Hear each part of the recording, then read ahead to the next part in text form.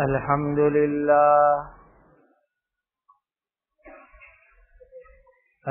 لله الذي هدانا للإسلام وأشهد أن لا إله إلا الله وحده لا شريك له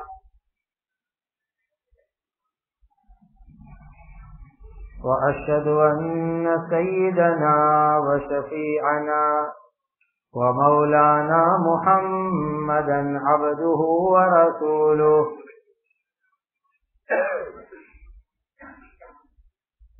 أرسله الله سبحانه وتعالى إلى كافة الناس بشيرا ونذيرا وداعيا إلى الله بإذنه وسراجا منيرا صلوات الله تبارك وتعالى عليه وعلى آله وأصحابه وذرياته وأهل بيته وأهل طاعته وبارك وسلم تسليما كثيرا كثيرا. أما بعد فأعوذ بالله من الشيطان الرجيم. بسم الله الرحمن الرحيم.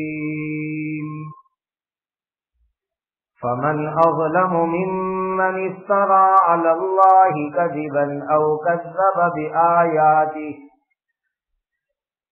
أولئك ينالهم نصيبهم من الكتاب حتى إذا جاءتهم رسلنا يتوفونهم قالوا أين ما كنتم تدعون من دون الله قالوا ضلوا عنا وشهدوا على أنفسهم أنهم كانوا كافرين.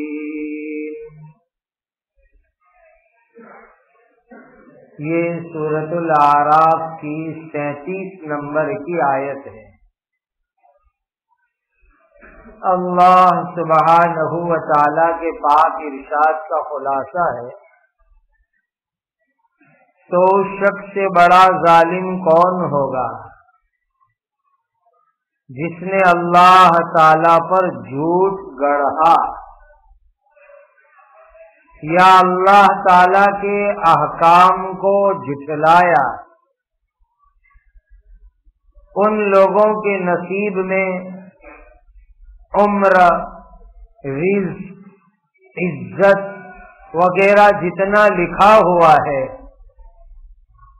وہ ان کو یہاں دنیا میں ملتا رہے گا،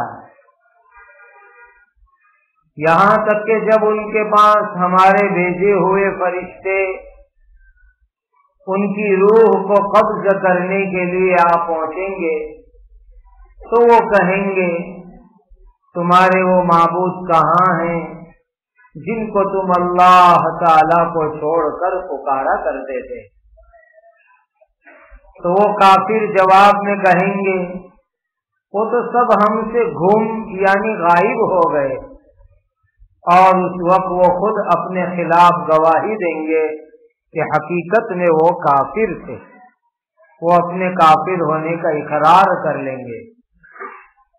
قَالَ ادْخُلُوا فِي أُمَمٍ قَدْ خَلَتْ مِن قَبْلِكُم مِنَ الْجِنِّ وَالْإِنسِ فِي النَّارِ كُلَّمَا دَخَلَتْ أُمَّةٌ لَعَنَتْ أُخْتَهَا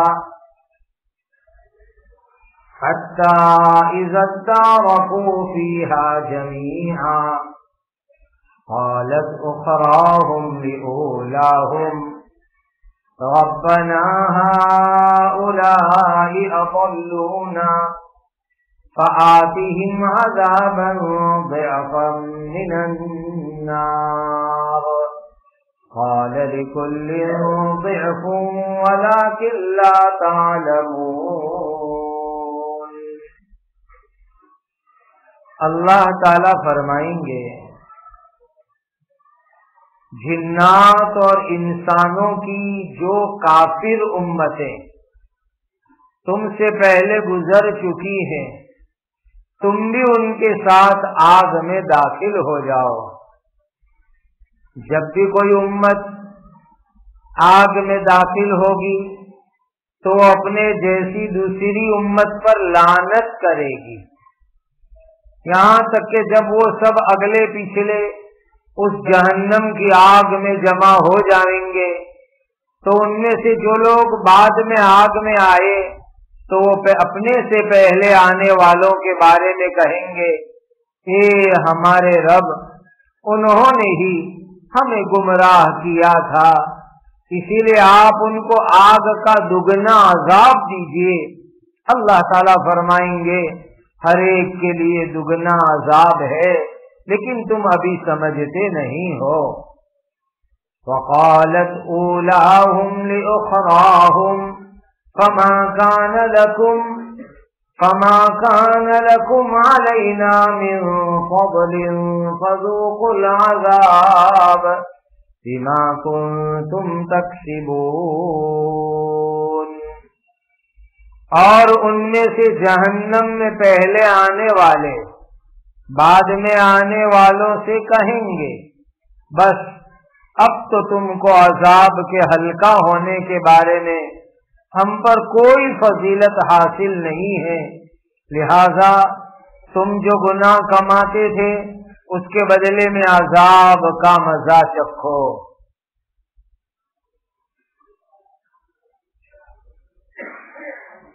دنیا میں اگر ایک انسان دوسرے انسان کی طرف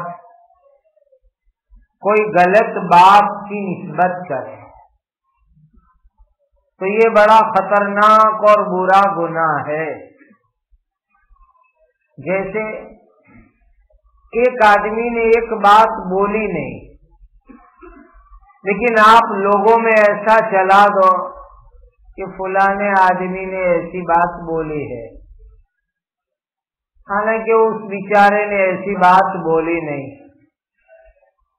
لیکن تم ایسے ہی چلا رہے ہو کہ اس نے ایسی بات بولی۔ یہ بڑا خطرناک گناہ کا کام ہے۔ اسی طریقے سے ایک کام کسی نے نہیں کیا اور آپ لوگوں کو بتلاؤ کہ فلاں آدمی نے ایسا کام کیا، حالانکہ اس بیچارے نے کوئی غلط کام ایسا کیا نہیں، لیکن آپ بلا وجہ اس کی طرف یہ کہو کہ اس نے یہ کام کیا، یہ کام کیا، تو یہ ایک بہت بڑا گناہ کا کام ہے، غلطی کا کام ہے۔ آج کل دنیا میں اس معاملے کے اندر بہت زیادہ لوگ گناہ میں مبتلا ہے کہ کوئی آدمی کوئی بات بولے نہیں، کوئی کام کرے نہیں، پھر بھی تم لوگوں میں چرچا کرو، بات چلاؤ، صرف سنی سنائی بات پر بھروسہ کر لو، تو یہ ایک بہت بڑا غلط اور گناہ کا کام ہے۔ لیکن جب یہ انسان یہ گناہ اللہ کے معاملے میں کرتا ہے تو وہ گناہ بڑا سنگین اور خطرناک ہو جاتا ہے، انسان کو ایمان سے نکال دینے والا ہو جاتا ہے۔ کہ جو کام اللہ تعالی نے کیا نہیں، جو بات اللہ نے فرمائی نہیں، وہ بات کوئی کہے کہ یہ اللہ کی بات ہے، یہ اللہ کا فرمان ہے، تو آدمی ایمان سے نکل جاتا ہے۔ کوئی بھی بات جو اللہ سبحانہ و تعالی نے نہیں فرمائی، وہ لوگ یوں کہے کہ اللہ نے یوں فرمایا، ایسا فرمایا، ایسا فرمایا، تو یہ چیز انسان کو ایمان سے نکال کر کفر تک لے جانے کا ذریعہ بن جاتی ہے۔ یہی بات اس آیت میں اللہ نے ارشاد فرمائی۔ کوئی آدمی اللہ کے بارے میں جھوٹ بولے، اللہ کے قانون کو انسان جھٹلا دے، تو ایسے انسان کو آخرت کے اندر بڑا خطرناک عذاب ہونے والا ہے۔ ابھی دنیا میں اس کو اللہ ڈھیل دیتے، مہلت دیتے ہیں کہ توبہ کر لے۔ اس کی تقدیر میں جتنی عمر اللہ نے لکھی ہے اتنی زندگی اس کو ملے گی، جو روزی اس کی تقدیر میں لکھی ہے وہ روزی بھی اس کو ملے گی، جو دنیا کی راحت، نعمت، آرام لکھا ہے اس کی تقدیر میں وہ مل کے رہے گا۔ لیکن بالآخر جب مرنے کا وقت آئے گا، اللہ کے فرشتے اس کی روح نکالنے کے لیے آئیں گے، تو فرشتے کہیں گے تو اللہ کو چھوڑ کر کے دنیا میں جس کی عبادت کرتا تھا، جس کی پوجا کرتا تھا، ان لوگوں کو بلا تیری مدد کے واسطے، وہ آوے اور تیری مدد کرے۔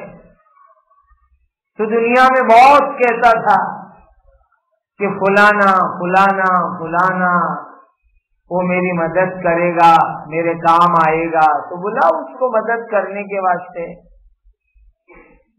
تو انسان کہے گا کہ وہ جس پر میں نے بھروسہ کیا تھا وہ تو سب غائب ہو گئے، کوئی میرے سامنے نظر آتا نہیں ہے۔ اور وہ انسان اپنے بارے میں اقرار کر لے گا کہ ہم لوگ کافر تھے، انکار کرنے والے تھے۔ یہی حال ہے دنیا کا کہ انسان اگر بھروسہ کرے تو اللہ پر بھروسہ کرے،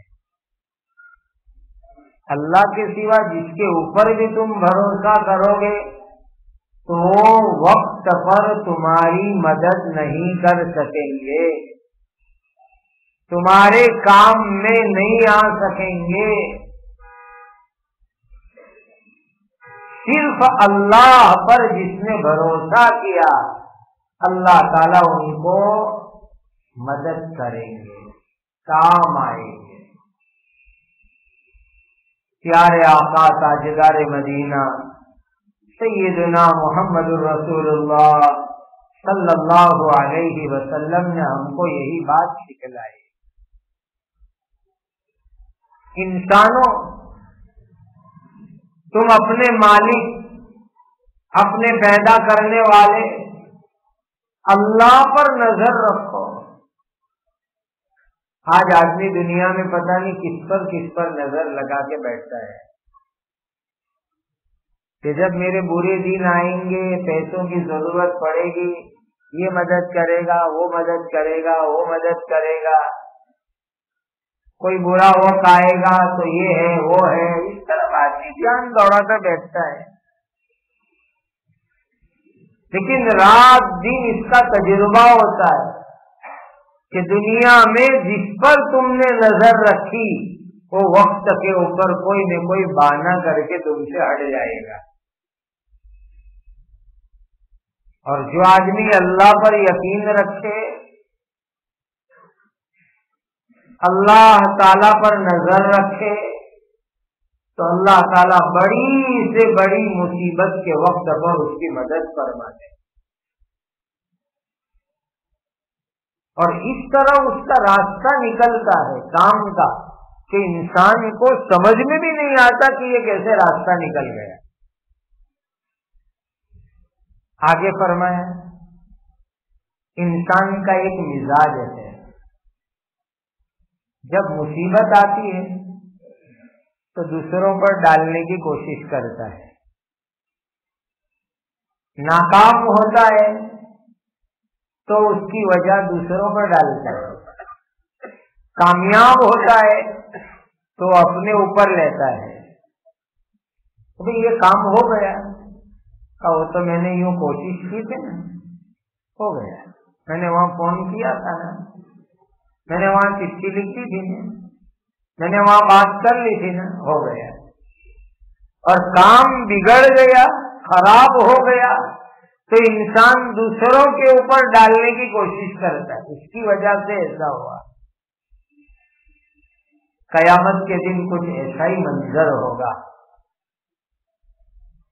جتنے بھی ظالم، نافرمان، گنہگار جب جہنم کی آگ میں جمع ہو جائیں گے، اللہ ہماری حفاظت فرمائے، انسان بھی جنات بھی، اس لیے کہ یہی دو مخلوق کو جنت جہنم ملنے والے ہیں، اور کسی مخلوق کے لیے اللہ نے جنت جہنم نہیں بنائی۔ جنت جہنم ہے انسان اور جنات کے واسطے، جانور، پرندے، فرشتے کسی کے لیے نہیں ہے۔ جانور اور پرندوں کو تو اللہ قیامت کے دن مٹی بنا دیں گے، حساب کتاب لیں گے، ختم کر دیں گے، ہمیشہ کے لیے مٹی بنا ڈالیں گے۔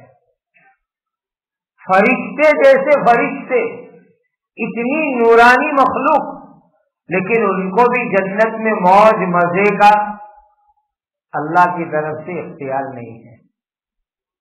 آئیں گے وہ جنت میں، خدمت کرنے آئیں گے، سلام کرنے آئیں گے،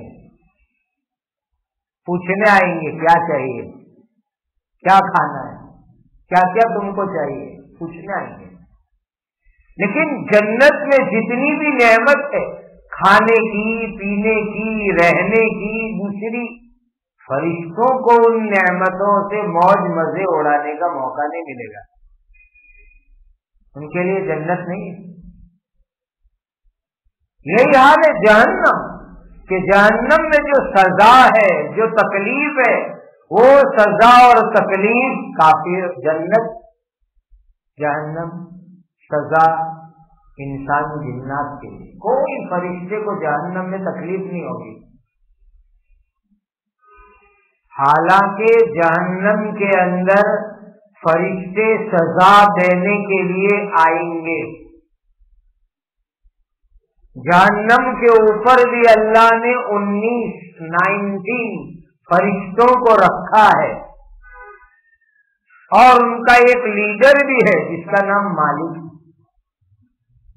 وہ جہنم والوں کو سزا دیں گے، سارے سزا کا جو نظام ہے اس کو کنٹرول کریں گے، لیکن آگ کے اندر کسی فرشتے کو تکلیف نہیں ہوگی، جنت کا مزہ بھی نہیں، جہنم کی تکلیف بھی نہیں، فرشتوں کے لیے نہیں، یہ انسان اور جنات کے لیے۔ جب یہ جنات، یہ انسان، خاص کر کے کافر نافرمان جہنم کی آگ میں جمع ہو جائیں گے تو ایک دوسرے پر الزام ڈالیں گے، جہنم میں کیوں آئے ہیں؟ کہ تو مجھے گمراہ کرتا تھا اسی لیے جہنم میں آئے، تو مجھے غلط راستے پر لے جاتا تھا، تو مجھے فلم دیکھنے لے جاتا تھا، تو مجھے چوری کرنے لے جاتا تھا، تو مجھے غلط بات سکھاتا تھا، ایک دوسرے پر ڈالیں گے گناہ۔ کوئی اپنے سر پہ گناہ لینے تیار نہیں ہوگا، بلکہ جو دنیا کے اندر بڑے بڑے کافروں کے لیڈر ہیں، جو ان کو گمراہ کرتے، غلط راستے پر لے جاتے، ان کے بارے میں یہ لوگ یوں کہیں گے اللہ ان کو ڈبل عذاب دو، ڈبل عذاب دو ان لیڈروں کو، اسی لیے کہ ایک تو وہ خود گمراہ ہوئے، دوسرے ہم کو گمراہ کرنے یہی آتے تھے، یہی ہم کو غلط راستے پر لے جانے کے لیے آتے تھے، ان کو ڈبل عذاب دو، اللہ کو کہیں گے۔ اللہ تعالیٰ فرمائیں گے تم کو بھی ان کو بھی سب کو ڈبل عذاب، سب کو ڈبل عذاب. یعنی سیدھی سیدھی بات ہے نا کہ ان کو ڈبل عذاب دلوا کر کے تم کو کیا فائدہ؟ اگر ایسا ہو کہ ان کو ڈبل عذاب دینے سے تم بچ جاتے ہو تو تم کہنے آؤ کہ ان کو ڈبل عذاب دو، تو کچھ سمجھ میں بھی آئے. تم سب جہنم میں ہو، ایک ساتھ ہو، اکٹھا ہو، جمع ہو، اور سب کو عذاب چالو ہے، پھر یہ کہنا کہ اس کو ڈبل دو، اس کو سنگل دو، اس کا کیا مطلب ہوا؟ جیسے اسکول میں مدرسے میں بچے کرتے، ماسٹر کو، ٹیچر کو، پرنسپل کو، مولانا کو، استاد کو، اس کو ڈبل مارو، یہی ہم سب کو لے گیا تھا، یہی پڑھنے نہیں لایا تھا، یہی اسکول میں نہیں لایا تھا، اس کو ڈبل سزا دو، ایسی باتیں کرتے. اللہ فرمائیں گے ہر ایک کے لیے ڈبل سزا ہے. اور آگے اللہ کی طرف سے ارشاد ہوگا ان الذین کذبوا بآیاتنا واستکبروا عنها لا تفتح لهم ابواب السماء ولا يدخلون الجنة حتى يلج الجمل في سم الخياط وكذلك نجزي المجرمين لهم من جهنم مهاد ومن فوقهم غواش وكذلك نجزي الظالمين. یقیناً جو لوگ ہماری آیتوں کو جھٹلاتے رہے اور اس کے مقابلے میں تکبر کرتے رہے، ان کے لیے آسمان کے دروازے کھولے نہیں جائیں گے اور وہ جنت میں داخل نہیں ہوں گے جب تک کہ اونٹ سوئی کے ناکے میں گھس نہ جاوے. اور جرم کرنے والوں کو ہم اسی طرح سزا دیں گے. ان کے لیے جہنم کا بچھونا ہوگا، لہم من جہنم مہاد، اور ان کے اوپر سے آگ کا اوڑھنا ہوگا، اور ظلم کرنے والوں کو ہم اسی طرح سزا دیں گے. دیکھو اتنی خطرناک بات اس آیت میں فرمائی گئی کہ اتنا بڑا اونٹ ایک سوئی کے سوراخ میں جا نہیں سکتا، امپاسبل ہے. بالکل اسی طریقے سے جو ایمان نہیں لائے گا اس کا جنت میں جانا امپاسبل ہے. کبھی تو یہ ہو سکتا ہے بائی چانس کہ کوئی اتنی بڑی سوئی بناوے، اتنی بڑی سوئی بناوے کہ اس کے سوراخ میں سے اونٹ پاس ہو جاوے، یہ پاسبل ہے. لیکن جو اللہ پر ایمان نہیں لاتا وہ جنت میں جاوے، یہ پاسبل کبھی نہیں ہو سکتا. اسی طریقے سے ایک بڑی رسی ہوتی ہے، کبھی دریا کنارے گھومنے گئے ہو، دیکھا ہو پورٹ پر، بندرگاہ پر بڑی بڑی اسٹیمر کو باندھنے کے لیے بہت موٹی موٹی، اتنی موٹی موٹی رسیاں ہوتی ہیں، رستے بڑے بڑے، اس کے ذریعے اسٹیمروں کو باندھا جاتا ہے، بڑی بڑی بوٹ کو باندھا جاتا ہے، اس کو بھی جمل کہتے ہیں. کا یہ ہو سکتا ہے کہ چھوٹی سوئی میں بڑا رسہ، بڑی ڈوری چلی جائے؟ یہ کبھی نہیں ہو سکتا. اسی طریقے سے جو ایمان نہیں رکھتا وہ جنت میں چلا جائے، ایسا کبھی نہیں ہو سکتا. ان کے اوپر بھی آگ ہوگی، نیچے بھی آگ ہوگی، سب طرف سے آگ ہوگی، اور اس آگ کے اندر جو ہے ان کو گھیر لیا جائے گا. اللہ تعالیٰ ایسے عذاب سے ہم سب کی حفاظت فرمائے. اللہ تعالیٰ ہم سب کو ماننے کا جذبہ عطا فرمائے. اس میں خاص بات یہ کہی گئی کہ جو لوگ گھمنڈ کرتے ہیں اللہ کے حکم کے مقابلے میں، یہ بڑی خطرناک عادت ہے. گھمنڈ اور بڑائی یہ اللہ کو ہرگز ہرگز پسند نہیں ہے. کوئی بھی آدمی بڑائی مارے، घमंड करे, ये अल्लाह को पसंद नहीं। ये चीज अल्लाह की शान में है। बड़ाई, घमंड, अजमत, ये अल्लाह की शान में है।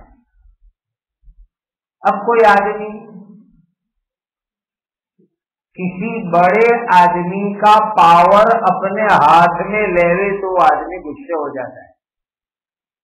एक बेटा है, बाप का पावर वो जबरदस्ती ले ले तो बाप गुस्से हो जाएगा, मेरा पावर तूने ले लिया। तो जब अल्लाह का जो पावर है, बड़ाई, किबरियाई, ये सब अल्लाह का पावर है। अगर इंसान उसको अपने हाथ में लेगा, अल्लाह ताला नाराज हो जाएगा। अल्लाह हम सबको तवाज़ु अता फरमाए। जो आदमी अपने आप को नीचा समझता है, अल्लाह इज्जत देते हैं। हकीकत में भी जो अपने आप को नीचा रखे, अल्लाह उसको चमकाते हैं, इज्जत अता फरमाते हैं। और जो बड़ाई की फिक्र में रहता है, अल्लाह ताला जो है ऐसे आदमी को आगे नहीं बढ़ने देते। हजरत नबी करीम सल्लल्लाहु अलैहि वसल्लम ने जो हमको जिंदगी सिखलाई, वो असल हमें सीखने की चीज। वरना जिंदगी के अंदर रबीउल अव्वल का महीना तो बार बार आता है, हर साल आता है और गुजर जाता है। लेकिन हुजूर ने जो लेसन दिया, सबक दिया, तालीम दी, वो अगर हम जिंदगी में न उतारे तो उसका कोई मतलब नहीं। रिवायतों में आता है कि नबी करीम सल्लल्लाहु अलैहि वसल्लम अपने सहाबा के साथ मजलिस लगा के बैठते तो पता भी नहीं चलता कि इसमें अल्लाह के नबी कौन है। इस तरह बैठते थे, सादगी से, तवाज़ु के साथ। बाहर से आने वाले अनजाने लोग जो दूर दूर हुजूर के लिए सुनते कि अल्लाह के आखिरी नबी आ गए, तो मुलाकात के लिए आते, ईमान लाने के लिए आते। तो उन्होंने कभी हुजूर को देखा नहीं, तो आके पूरी मजलिस में पूछते, अय्युकुम मोहम्मद, अय्युकुम मोहम्मद, तुम्हारे अंदर मोहम्मद सल्लल्लाहु अलैहि वसल्लम कौन है? तो सहाबा इशारा करते, ये रहे हमारे लिए। कितनी सादगी होगी, कैसा अपने आप को बिछा के रखते होंगे, तवाज़ु के साथ रखते होंगे कि नया आने वाला आदमी पहचान भी नहीं सकता और उसको पूछना पड़ता कि तुम्हारे अंदर मोहम्मद सल्लल्लाहु अलैहि वसल्लम कौन है, वो बतलाओ हमको। ये चीज हुजूर ने हमको सिखाया है। बल्कि जिस दिन मक्का मुकर्रमा फतह करने गए, कितना बड़ा खुशी का दिन होगा। मक्का फतह करने जा रहे, जिस मक्का वालों ने हुजूर को निकाला था, तो उस दिन हालत ये थी कि नबी करीम सल्लल्लाहु अलैहि वसल्लम के साथ एक गुलाम ज़ादा है जिसकी दुनिया में कोई इज्जत नहीं करता। वो हुजूर के साथ बैठे हुए हैं, सवारी के ऊपर, ऊंट के ऊपर है। आज दुनिया में कोई बादशाह ऐसा है कि जो अपने साथ ऐसे लोगों को बिठावे और उन्हें फतह और जीत और खुशी के वक्त बिठा के ले जा रहे हैं। और इतनी तवाज़ु, इतना हुजूर को, अपने आप को हुजूर तवाज़ु से रखते थे कि हुजूर ने सर भी ऊंचा नहीं किया, पूरा सर मुबारक नीचे। मक्का में जब दाखिल हो रहे थे, आपकी नूरानी दाढ़ी ऊंटनी के ऊपर जो लकड़ी बांधी जाती है उसके साथ लग रही थी, इतना अपना चेहरा मुबारक नीचे किया। और इस हाल में मक्का में तशरीफ लाए। इस तरह ये नबी का तरीका है, अपने आप को झुकाना, अपने आप को दूसरों से झुका करके रखना, तो अल्लाह उनको इज्जत अता फरमाए। अल्लाह हम सबको ऐसे सिफात अता फरमाए। आज तो हर एक आदमी ये चाहता है कि मेरी अलग ओरखान होवे, अलग पहचान होवे, स्पेशलिटी होवे। لوگ مجھے الگ سے مان سنمان دے لے، اس کے چکر میں لوگ لگے رہتے ہیں. یہ نبی کا مبارک طریقہ نہیں ہے. اللہ ہم سب کو حضرت نبی کریم صلی اللہ علیہ وسلم سے سچی محبت عطا فرمائے اور حضور کی سنتوں کو اپنی زندگی میں اللہ اپنانے کی توفیق عطا فرمائے.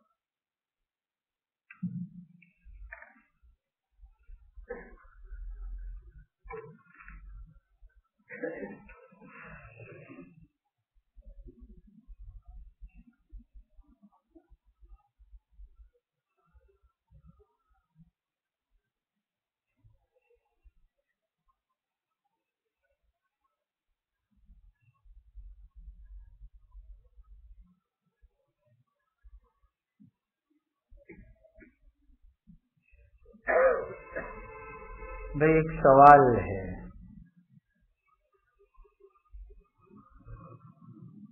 سوال پوچھنے والے کے سوال کے جواب کا خلاصہ اس طرح ہوگا. اگر ایک باپ کوئی کاروبار، دکان، بزنس چلا رہا ہے، پھر اس کے لڑکے بڑے ہو رہے ہیں، ظاہر ہے کہ جو بڑا لڑکا ہوگا وہ پہلا اس کے ساتھ اس کے کام میں جوائنٹ ہوگا، پھر دوسرے لڑکے دھیرے دھیرے اس میں آئیں گے. بعض مرتبہ ایسا بھی ہو سکتا ہے کہ دوسرے لڑکے اس کے ساتھ کاروبار میں جوائنٹ ہوئے اور باپ کا انتقال ہو گیا. اسی طریقے سے ایسا ہوتا ہے کہ باپ کے ایگزامپل 10 روپے تھے، بیٹا بھی ساتھ میں آیا، باپ بیٹے نے مل کے محنت کی، وہ 10 کے انہوں نے 100 کیے. اب ہو یہ رہا ہے کہ کچھ دنوں کے اندر پھر وہ بیٹا باپ کو یوں کہنے لگے کہ ابا آپ کا اس میں کچھ نہیں، سب میرا ہے. تو وہ پہلے 10 روپے کہاں گئے؟ ایک لاری تھی، پھر اس لاری کے اوپر تم نے بلڈنگ بنائی، لیکن پہلے وہ لاری تھی وہ تو ابا کی تھی نا. اسی لاری میں کما کر کے تم نے آج جو ہے اتنی بڑی بلڈنگ کھڑی کی. اب یہ بیٹا یہ کہہ رہے کہ ابا کا کچھ نہیں، میرا سب کچھ ہے، غلط بول رہا ہے. ہاں اگر تو ابا نے تجھے پڑھایا بڑھایا، پھر پہلے ہی دن سے تو الگ، باپ کا ایک پیسہ بھی لیے بغیر تو الگ جا کے تیری نوکری کرتا، تیرا کاروبار کرتا، تو الگ اپنا سب کچھ کرتا، پہلے دن سے باپ کے ساتھ جوائنٹ ہی نہیں ہوا، تو بھی اخلاق کا تقاضا یہ ہے کہ باپ کو یہ نہیں کہہ دے کہ یہ سب میرا ہے.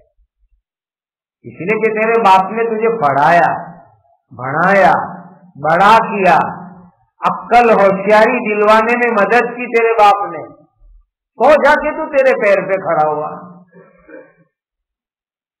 ہاں اتنی بات ہے کہ تو اگر پہلے ہی دن سے الگ تھا، ذرہ برابر بھی چارانے بھی باپ کے نہیں، اور الگ سے تو نے اپنی نئی دنیا چالو کی تھی، تو ہم قانون اور مسئلے کے حساب سے یوں کہیں گے وہ تیرا الگ ہے، تیری مالکی کا ہے. باپ ضرورت کے وقت کہے تو دو ان کو، ضرورت کے وقت تجھے نظر آئے تو سامنے سے دے، ہدیہ دے بغیر مانگے ہوئے. ایک وفادار بیٹا ایسا ہی ہوا کرتا ہے. لہذا اپنی عقل، اپنی ہوشیاری، اپنی محنت کی بنیاد پر باپ کے دل کو ایسی بات بول کر کے دکھانا، یہ چیز انسان کو برباد کرنے کا ذریعہ بن سکتی ہے. آگے جا کر کے اس کے اوپر باپ کی دل کی بددعا کی نحوست میں برے دن آ سکتے ہیں. جس نے باپ کی بددعا لی اس کی دنیا اجڑ گئی، اور استاد کی بددعا لی اس کا دین اجڑ جاتا ہے.